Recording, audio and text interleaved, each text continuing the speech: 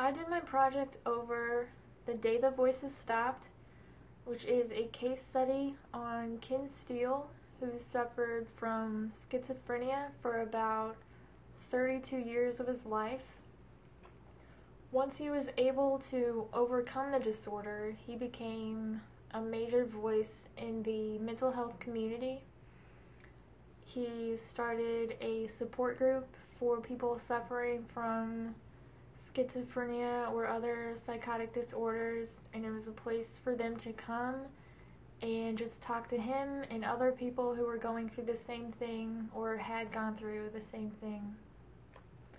He also set up an information and referral service for people to call and get information or just talk to him about what he had gone through. He also was featured in magazines, newspapers, he was on television, he sat on panels and boards.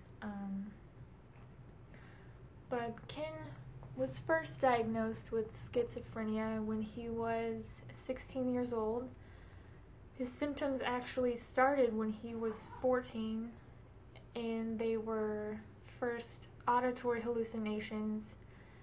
He said they came on suddenly. He had just been listening to the radio, and all of a sudden he was hearing people telling him to kill himself. He was pretty shocked and confused, but he didn't tell anyone about them. He continued to be tormented by these voices for another 2 years before his parents finally found out what was going on.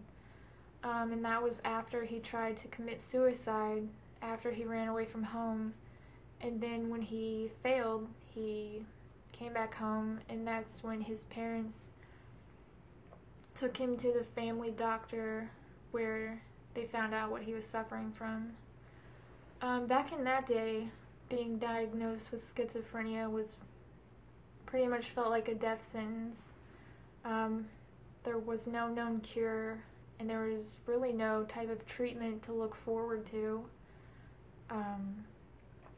Back in the 60s is when he was diagnosed, and back then they only had the conventional drugs, which usually target the positive symptoms but don't really have an effect on the negative symptoms, and usually those drugs have a lot of side effects that are very unpleasant, such as muscle rigidity. But Ken didn't receive any type of treatment until a few years after he was diagnosed, because his parents didn't try to get him any treatment, because really back then there wasn't any treatment except being in a hospital, and I guess they didn't want to put him in one just yet. But he could tell they really were disappointed. They kind of felt like it was their fault that they had done this to him. Back then, people tended to blame the parents when their kids developed disorders like this, even though it's not the parents' fault, which they now know, but back then they didn't really understand much about it. But when he was 17, he decided to leave home. His parents had told him once he was 18 he was on his own and they weren't going to support him anymore. So I guess he decided to leave early, since he could tell they really didn't want him around. And also they gave birth to another son, and with this his voices kept telling him that this would be the son his parents had always wanted, and that Ken was worthless and should just kill himself, and his parents didn't love him or want him around. So Ken was dealing with a lot, and I guess that's why he decided he needed to leave. So he ended up in Manhattan, where he still didn't receive any treatment, and he made a friend who turned him into a type of cowboy. So this went on for a few months, maybe a year. till Ken finally had a breakdown and found himself in a state hospital. He stayed there for a few years. He eventually got transferred to a state hospital in Harlem, but there he was raped by some of the other people staying there. So he got transferred back to Manhattan, but once he was there, he fled the hospital, and that's when he began his journey across the country, eventually ending up in Hawaii and California. But first he went to Boston, and then he went to Chicago and Denver, California, Hawaii, back to California, and then back to Manhattan.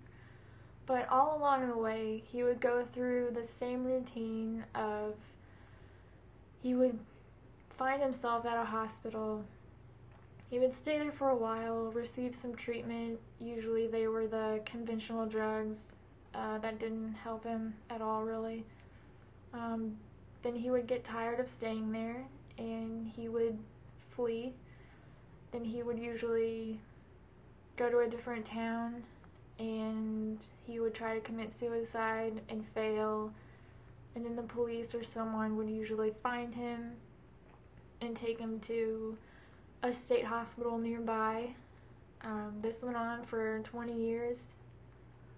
But once he was in Hawaii, that's when he started sitting on boards and starting to make a difference, or at least seeing that he could make a difference in the community. By this time, he had started developing more symptoms, which the symptoms for schizophrenia can be grouped into two main categories.